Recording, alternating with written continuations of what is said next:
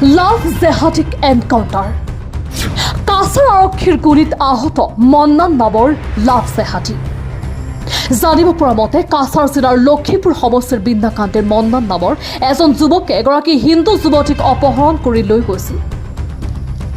ঘটনা সন্দৰ্ভত যুৱতীৰ পৰিয়ালে গোচৰো তৰিছিল। লগে লগে কাছাৰ আৰক্ষীৰ একশ্যন।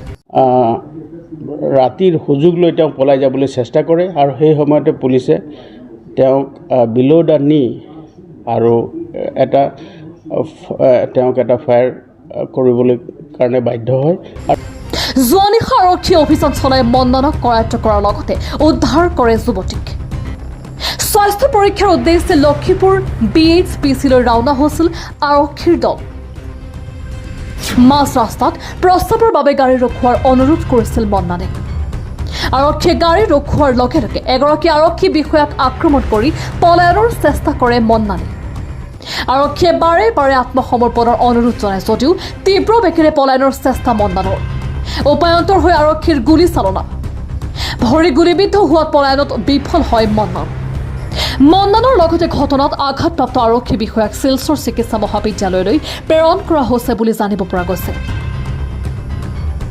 তেওঁ ইতিমধ্যে বিয়া বাৰু কৰা ল'ৰা ছোৱালী আছে আৰু ছোৱালীজনীক কিডনেপ কৰি লৈ যায়। তাৰ ফলত স্থানীয় ৰাইজে তাত কেইবাশ লোক গোট খাই তাত এটা উত্তপ্ত পৰিস্থিতিৰ সৃষ্টি কৰে। সেই সময়ত পুলিচৰ সৈতেও যিসকল এজিটেটেড লোক আছিলে তেওঁলোকৰ মাজত হতাহতি হ'ল।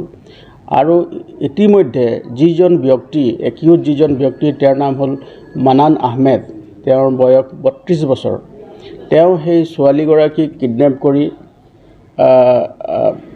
ইয়াৰ পৰা লৈ যাবৰ কাৰণে চেষ্টা কৰিছিলে। সেইটো সময়ত আমি মিজোৰাম বৰ্ডাৰত বিশেষ সূত্ৰৰ পমখেদি আমি সেই ছোৱালীগৰাকীক ৰিকভাৰ কৰিবলৈ আমি সক্ষম হ'লোঁ আৰু মানান আহমেদ নামৰ যিজন একিউজ ব্যক্তি আছিলে তেওঁক ধৰিবলৈ আমি সক্ষম হ'লোঁ।